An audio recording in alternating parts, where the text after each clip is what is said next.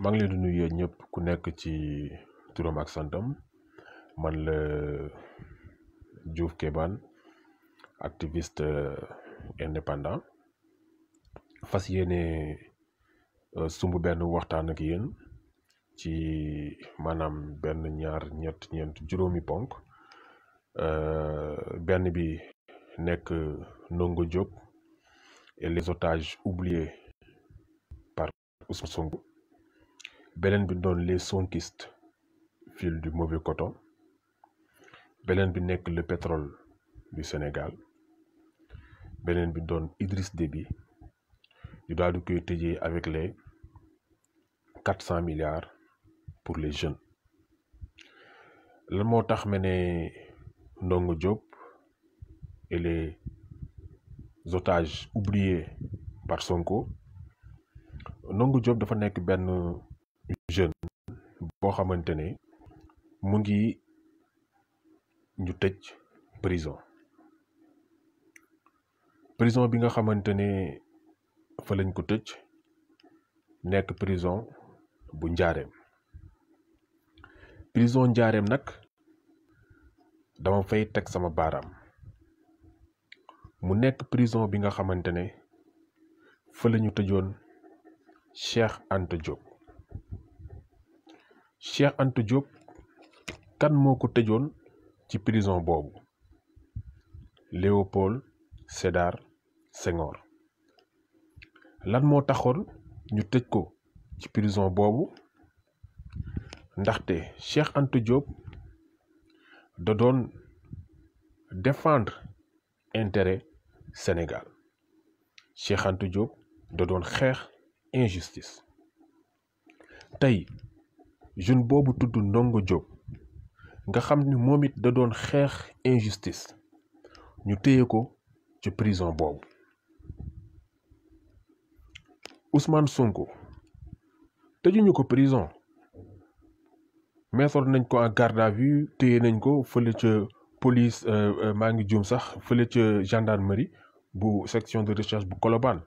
di ko toppatoo bu neex moom moo ko wax dafa génn di gërëm maanaam agent GIGN yi ko doon toppatoo maanaam gendarme yi ko doon toppatoo ba sax teg si ne moom dafa leen fan dañ koo neex ba sax doomam bi tudd Mohamed doomu Sonko Mohamed daf bi mu ñëwee di ko seet si daf ko ne préparel di nga dem defi maanaam concours GIGN di nga nekk GIGN xaw ma nag ba xam foofu doom ji dina topp waxu baayam xaw ma na ba xam baay ji dina wax doom ji mu def lim ko wax reste à suivre kenn sexalu ko lem bi mu koy wax. ci kaw loolu ma jàpp ne Ousmane Sonko warul woon wax loolu lu tax waru ko woon wax ndaxte gendarme yooyu homme de tenue yooyu nga xamante ne maanaam ñoom ñoo ko doon toppatoo yu neex maanaam ñoom ñoo ko doon maanaam teg ci ay conditions yu neex ñooñu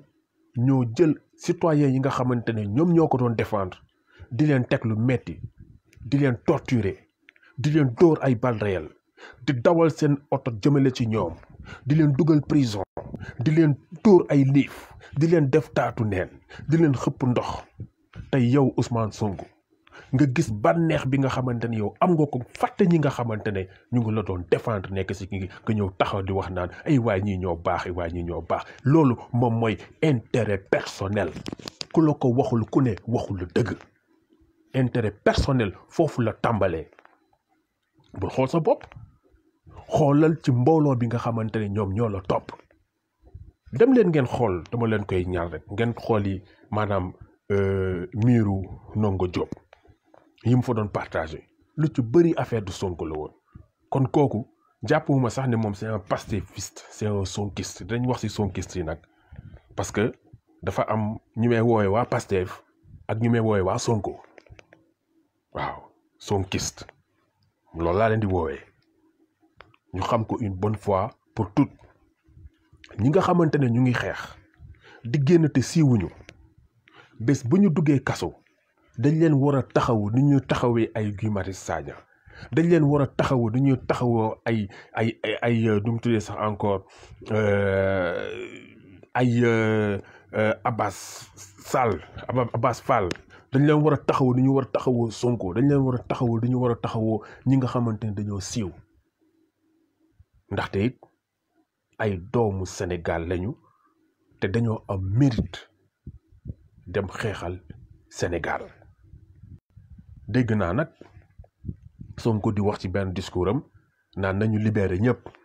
te des na ñi nekk xaw ma Diourbel parce que juge boobu day dëgër bopp xaw ma lan ak lan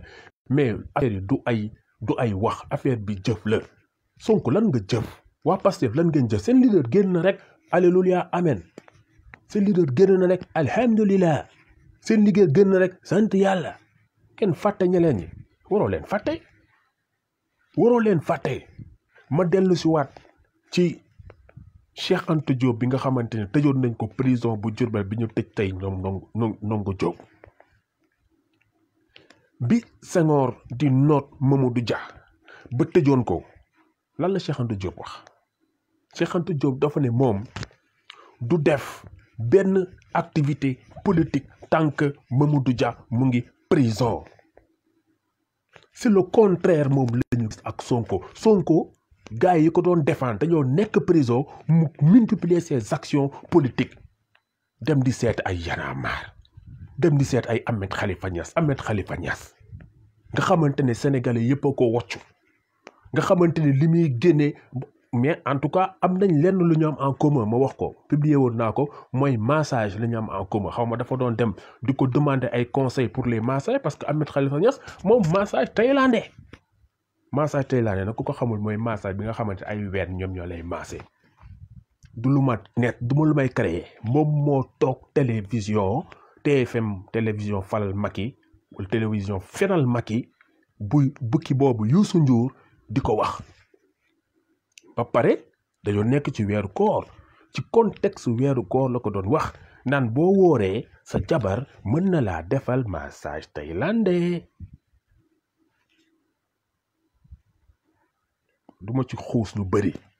tey kooku lu Sonko dem toogal naan xawma sama papa kooku ngay jàppee papa kooku nga xamante ne yow yaa ko doon jiññee état bi daf ko jox ay terrain nga dem toog mu lee chifaay munoo sax wax heureusement nga takk sa masque ba gisuñu sinon boo tekkoon sa masque ñu gis sa gàcce bërki de moo njaay le 17 avril ñu invité ko xawma grand kii rek grand place la xawma mooy émission boobu di am sama seen TV waaw ak waa jooj ëmbalkat bi Bougane ëmbalkat la waaw ku fa toog di ko xalamal naan ko waaye Bougane kati ëmbalkat la moom moo ëmbaloon benn jigéen bu doon liggéey ci biir teleem kon ëmbalkat la c'est un fornicateur kooku du exemple en tout cas ci man de du exemple waaw bu fekkente ne ñeneen dañ ko jëlee exemple bu leen neexee xool leen ku gën a bon ci àdduna bi ngeen jël ko exemple waaye man du ma ko jëlee exemple pour muy leer waaw on part tout droit au but donc li ñuy wax mooy que na ngeen taxawu ñooñu Ndongo Diop ak ñi nga xamante ne dégg na ay 23 personnes lañu nañu leen libérer même au niveau de la Casamance képp koo xamante ne ce sont des prisonniers politiques que Macky Sall moom moo leen téye parce que dañ nekkoon ci ay manifestations dañ leen libérer te aussi tamit ñu bañ a fàtte ñi nga xamante ne dañoo joxe seen bakkan ngir Sénégal suñu dëkk Sénégal ñooñu li ñu joxe leneen du ko gën a foor ndaxte amul leen lu gën a foor nafsu amul leen lu gën a foor bakkan amul leen lu gën a xool dundu nit ki mu daal di koy joxe sacrifier ko ñooñu na ngi leen ériger monument waaw moo gën ngeen di dem di jëndi ay oto di dem di fayali Guy Marius Sagna ay kër ak yu kenn xamul dañ leen war a ériger monument waaw monument pour ñi nga xamante ne ñoom ñoo fa dee ñoom ñëpp ku nekk sa tur ñu def ko fa parce que état bi ñooñu ay noonam leen parce que ñooñu dañoo xeexal Sénégal maanaam dañoo joxe seen bakkan warul nul waaw comme noonu warul nul ñi nga xam dañoo nekk ci prison bi aussi tamit da ngeen war a fighting ba ñu génn waaw maa ngi leen di demander bu fekkente ne am ngeen possibilité ngeen partager la vidéo parce que man temps yi moom Facebook daf ma xaw a bloqué ba mënuma def ay partage waaw jaajëf frère Pape Gueye Thiam il faut qu'on dise les vérités waaw mbir mi loolu la waaw bu fekkente ne ku leen xeexal ngeen fàtte ko suba bu leen fi xas benn sénégalais bu fekkente ne génnul xeex da nga leen war a taxawu gis nga États-Unis lan moo tax États-Unis américains yi am fierté nekk les meilleurs du monde parce que États-Unis du ñu bàyyi seen doomu réew ginnaaw seen benn doomu réew daf leen di jaral ñu def ci ay milliards de dollars pour génn ko ci situation yow tey nga ne suba da nga bëgg nekk njiit am ñoo xamante ne ñu ngi doon ñëw di la xeexal waaw malgré que nit ci dañ doon wax naan ñi génnoon du Ousmane Sonko moom moo taxoon sax ñu génn maaye dama ne Ousmane Sonko la parce que li mu doon représenté moom moo tax nit ci génn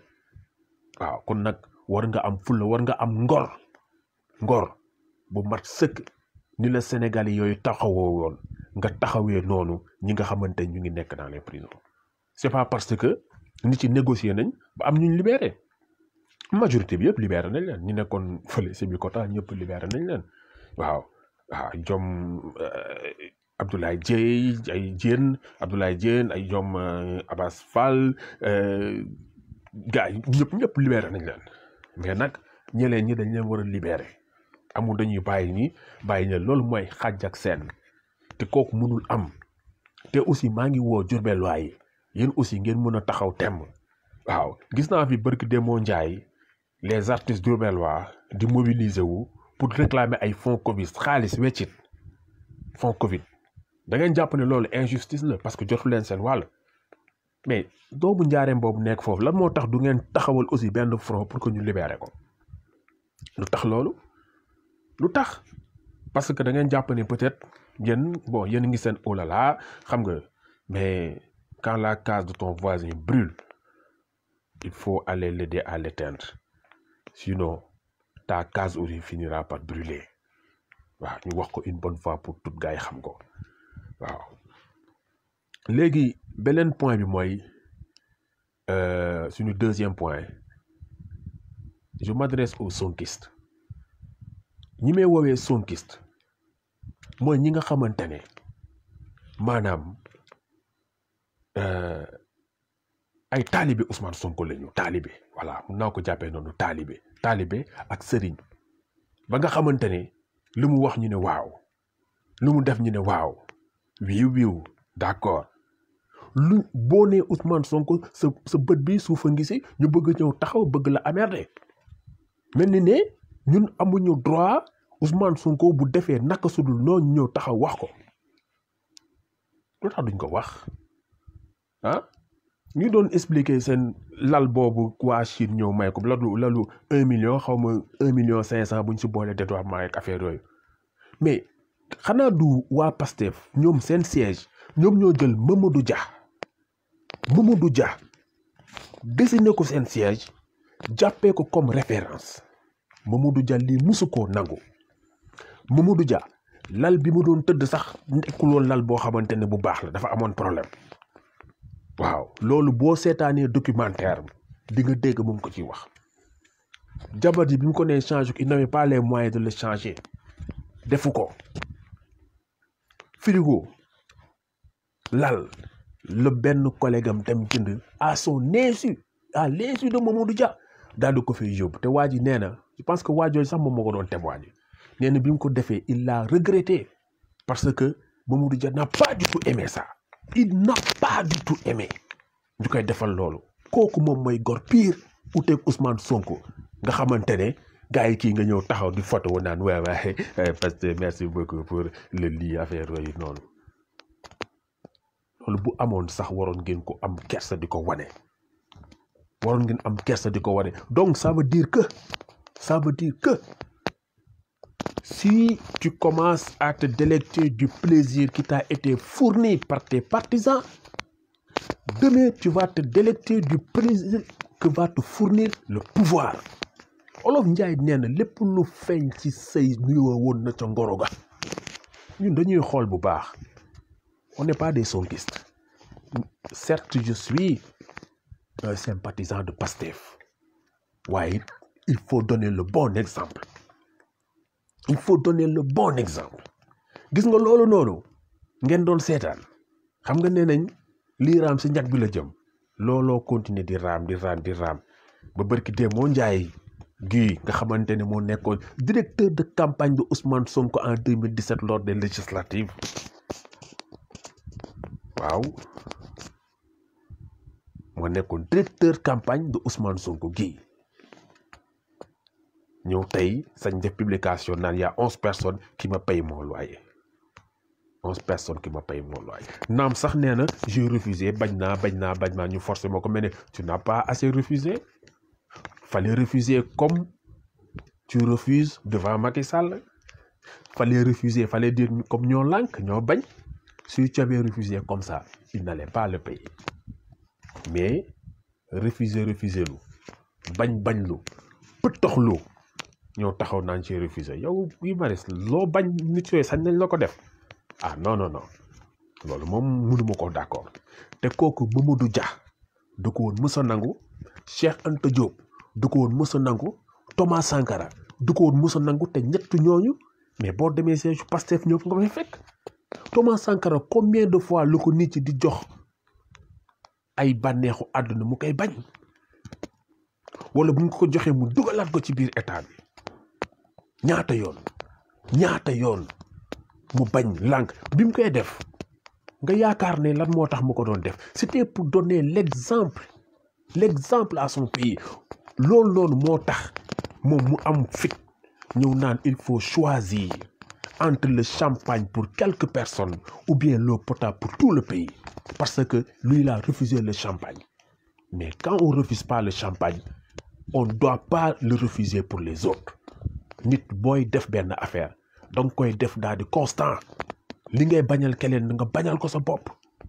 waaw ñun foofu la ñu toll il faut que ngeen xam ko une bonne fois pour toutes waaw les sonkistes encore une fois de plus vous prenez pour qui yéen da ngeen yaakaar ne en fait yéen mooy li gars yi di wax rek vous êtes les terroristes des réseaux sociaux xam nga benn Diouf Kéman bu waxee benn affaire neexuma rek xam nga waaye gars yi dañu dem nañ ko signaler xam nga benn Mathieu Trois Pommes bu waxee benn affaire xam nga waaye gars yi dem leen ngeen désabonné qui tue par l'épée périra par l'épée li ngeen di def nii man maa leen ko wax Diouf Kéman demain vous serez victime de ça waaw vous serez victime de ça demain waaw mënu leen fi terroriser kenn mënu leen ko fi terroriser parce que en fait les réseaux sociaux c'est la démocratisation de la parole c'est la démocratisation des actes sama vidéo ngi nii am na ñaata nit yu fi nekk 4 personnes bu leen neexee léegi ñu dem bu leen intéressé wul waaw suba mun na am 10 personnes yu fi nekk bu leen neexee ñu toog bu leen neexee ñu dem kan moo leen mën a retenir li may wax bu la intéressé da nga koy di bu la intéressé nga zappé dem YouTube tapé lu la neex xool ko kon nag fii mënu leen fi forcer kenn waaw te ñun nag aussi ñun dañuy wax waaw dañuy wax donte bu fekkente ne benn nit moom moo ñuy déglu dinañu continuer di wax waaw waaw Mamadou Ndiaye Mamadou Ndiaye personne ne cherche à terroriser personne en tout cas les gars ils cherchent à terroriser des gens kooku moom loolu moom moo ci am parce que bu fekkente ne da nga wax lu leen neexul ñuy waxante en inbox wala affaire yooyu naan dañuy jéem a xam nga dañu lay jéem a bloquer dañu lay jéem a signaler ak yooyu c'est pour chercher à terroriser te fii kenn mënu fi terroriser kenn beneen point bi parce que man d'habitude du may bëgg di yàgg ci samay live beneen point bi mooy par rapport au pétrole et au gaz Sénégal daf ci war a profito bu baax a baax te lii tax ñu mën ci profito bu baax a baax il suffit que ñu am ay njiit yu baax a baax yoo xamante ne dinañ ko mën a teg ci axe yoo xamante ne Sénégalais yi ku nekk li nga ci war a am di nga ko ci am waaye nag nee nañ cin bu naree neex bu baxee day xeeñ. waaw naa xaw a anticiper tuuti ci 40 milliards yi pour wax ne emploi pour man moo ëpp importance formation. waaw ndaxte soo amee emploi te amuloo formation mën nañ la former ci biir emploi bi mais boo amee formation te amuloo emploi frère da ngay yëy sa ay diplôme wala nga boyalee ko teg ci zëm ba tax na il va falloir que ñu jox priorité l'emploi. waaw bu fekkente ne pétrole beeg gaz bi daf fi feeñ dafay ànd ak ay maanaam métier yu bees yooyu na ci état bi investir ba nga xamante ne sénégalais yi dinañu mën a liggéey ci métier yu bees yooyu nga xamante ne dafa ànd ak pétrole bi. dañu war a créer filière yooyu dès à présent parce que construction bi commencé na. waaw construction bi commencé na 2020 2021 la gars yi war a def construction bi normalement 2022 à 2023 ñu commencé def production bi kon nag gars yi commencé nañ construction bi sax mu ngi def extension pour mën a raffiner parce que xam na ne li muy am ci pétrole bi dina bëri daf ko war a raffiner. war nañu defaraat Sénégal war na amaat au moins 3 minimum raffineries yu mel ne SAR yoo xam ne ñëpp dañuy raffiner na ci dem di fa liggéey ndaxte milieu ouvrage bi au Sénégal dafa nekk milieu boo xamante dafa tumuranke. Sénégalais yi nga xamante ne ils travaillent dans la tuyauterie la chaudronnerie la soudure ainsi de suite ñu si bëri ils n'arrivent pas à vivre de leur métier au Sénégal da ngay obligé nga dem gàddaay dem feneen te loolu du ñëpp ko mën ñenn ñi nga xamante ne mënuñu ko dañuy toog fii jéem a taaba maa ngi faral di nettali benn histoire waxoon naa ko sama laay bale naa ko waxaat mooy que gis naa benn vidéo benn waaye boo xamante ne dem na mbëkk mi 4 wala 5 fois ba pare ne journaliste bi damay demaat ndaxte li ko indi mooy que tànkam bi dafa damoon te mënatul woon dem maanaam kooku noonu c'était un menuisier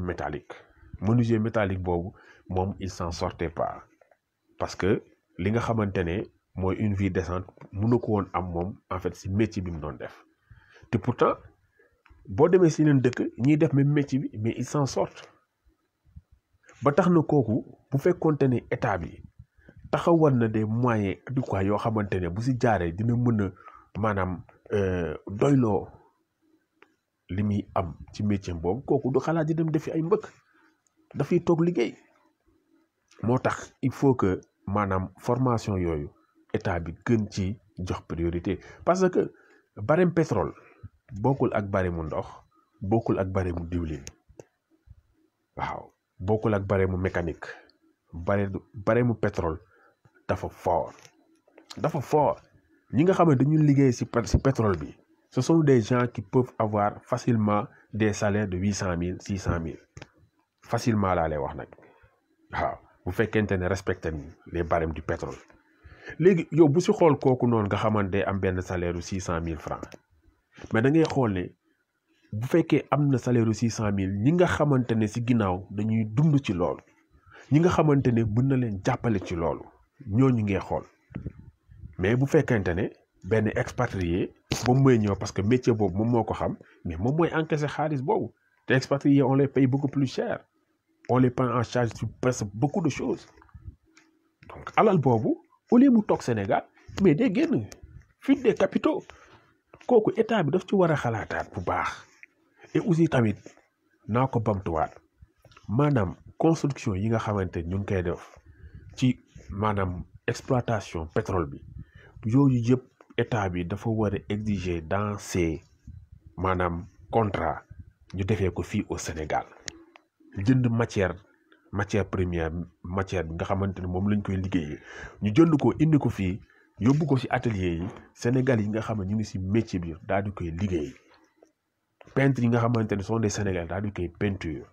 monteur yi nga xam ne sont des Sénégal dem monter ko exploitant yi nga xamante sont des Sénégal daal dem exploiter ko ñu mun koo jaay comme bi def suñu dëkk des suñu dëkk.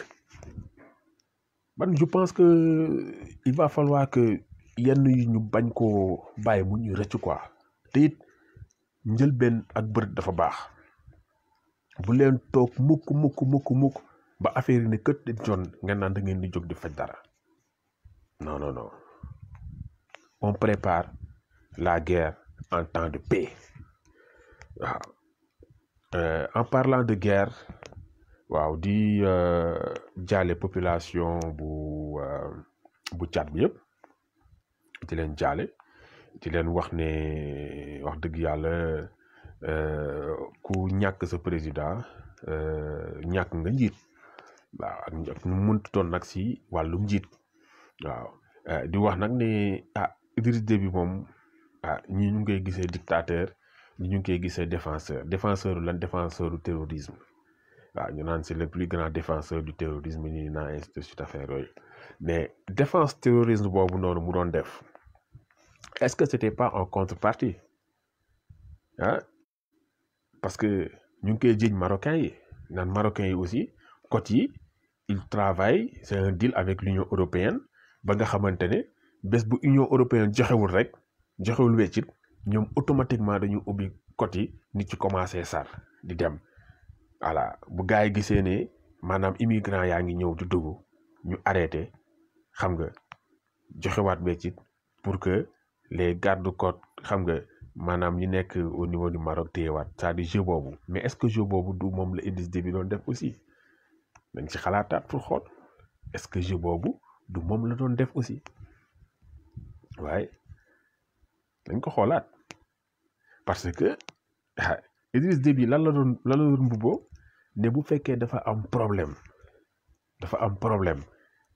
si champ de bataille bi moom daf fay jiitu mais ñëpp xam nañ ne Idriss Déby mais amatul kattan boo xamante ne moom lay def si champ de bataille amatul kattan boo xamante ne moom lay utiliser pour dem jël ay armes dem dóori c'est-à-dire bu fa nekkee fan lay nekk si zone stratégique rek il est en arrière nekk si tàntam bu mool xam nga gars yi ñëw di ko wax ne lii moo fa xew ainsi de suite parce que maanaam à la source ñun information yi ñu jot Idriss Déby bi ñu koy dóor bal da doon daw parce que rebelles yi attaqué nañu maanaam bi muy dem dafa demaale garde présidentielle yooyu yëpp rebelles yi attaqué ëpp leen doole saa way xam ne ñu ngi waaj a egg ci kawam mu dugg otoom di daw si lañ ko dàqee dóor ko ay bal am bal yu ko laal mu blessé le temps muy egg N'Djamena ak yooyu si la génn àdduna waaw loolu lañ ci am comme information te di wax nag ni man Idriss Déby jàpp ma ne référence la maanaam pour les jeunes africains la moo tax ma ne jàppewuma référence la parce que dafa nekk dictateur ñaata waa réewam la Idriss Déby maanaam teg ay gàllankoor ñaata parce que moom lu ko neex rek la doon def waxee mu naan j'aime mon pays mais c'est pas comme ça on doit aimer son pays quand on aime son pays on doit se sacrifier pour l'avancement de son pays mais Idriss Déby Tchad daf ko delloo ginnaaw et pourtant ils ont du pétrole am na yenn ressources minières yi mais tchadiens yi loolu mënuñu ci bénéficier wu kon nag ñun Sénégal nañu maanaam farlu ba suñu pétrole beeg suñu gaz bi ñu mën ci maanaam ñu mën ko jëriñoo te benn bi li may faral di wax mooy jàmm ji Sénégal dañ ko war a sàmm ba nga xamante ne kenn du ñëw du ñu féewalee ñuy dóorante ay bal suñu biir wala ñuy xeex suñu biir ñu jaar ci suuf dem di sàcc suñu pétrole ak suñuy gaz loolu je pense que war nañ ci farlu waaw parce que ñëpp a ngi teg bët Sénégal fi mu nekk nii ñëpp xam nañ ne Sénégal am na pétrole am na or am na zircon am na gaz am na lépp loo xamante ne képp ku ko am rek da ngay développé kon nag dañ ci farlu bu baax jéem a gérer maanaam jàmm jooju nga xamante ne fépp foo dem ci àdduna bi dañuy wax ne am na Sénégal pour 400 milliards yi nga xamante ne moom la Macky di wax da koy def pour les jeunes dégg naa si lu bëri ñuy wax formation waaw waaye formation na ànd ak emploi su fekkente ne comme ni ma ko wax sànq am na buy ñàkk na formation nañu ñàkk formation am emploi ndaxte ci biir emploi la ñuy def formation pratique boo demee yenn dëkk yi nekk tugal am na si ñoo xamante ne defuñu formation te am nañ diplôme ndaxte maanaam ci seen ay charte réew boo nekkee si benn métier nga nekk ci benn nombre année maanaam nga nekk par exemple cuisinier nga def métier de cuisinier di ko def pendant 5 ans pendant 6 ans pendant 10 ans automatiquement après yow da ngay am diplôme de cuisinier parce que da nga pratiquer même dans le métier du journalisme am na je pense au niveau du Sénégal bu fekkente ne da nga pratique am na benn nombre d'années je sais pas 5 ans la xaw ma 6 ans xaw ma ñaata nga pratique ko en tant que journaliste mais après dañ lay considérer comme étant un journaliste au même titre que les journalistes qui ont fait la formation kon nag pour man liggéey moo ëpp doole formation voilà dañu jox ndaw ñi liggéey bu fekkente ne Macky Sall xamul woon li jeunes yi doon dund ba récemment la koy doog a xam kon de jàpp naa ne du njiit bu baax ndaxte njiit bu baax da ngay mel ni borom kër di xam li sa waa kër di dund bu fekkee lu metti la nga saafaraal ko bu nekkee ne lu neex la nga jéem koo saxal waaye toog ba jamono ji nga xamante ne dëkk bi tàkk na am ñu dee nga naan kon ndekete kon amul leen woon liggéey ak da ngeen xawoon a sonn moo tax loolu yaakaar naa ne njiit bu baax du ko def waaw xam naa nag fii laay yem ci live bi di leen sant bu baax ci maanaam déglu bi ak teewaay bi waaw di leen wax nag ne lépp luñ si jub rek mais mooy mu defaru rek liñ si jublu mooy mu rafet te it ñun ñëpp bëgg Sénégal suñu réew la bu baaxee ñun la baaxal bu yàqoo tamit ñun la yàqul ndaxte kenn du jóge bitim réew ñëw dañu defaral suñu Sénégal ku nekk sa réew ngeen bëgg defar kon nañu defar suñu réew te dañuy faral di wax doomu réew mooy tabax réew waaye nañu tabax ki war a tabax réew waa di doomu réew moomu nañ ko tabax ba pare ba mu nekk koo xamante ne dina mën a tabax lu jub maa ngi leen di sant bu baax di leen gërëm man la woon Diouf Kémane activiste indépendant TEP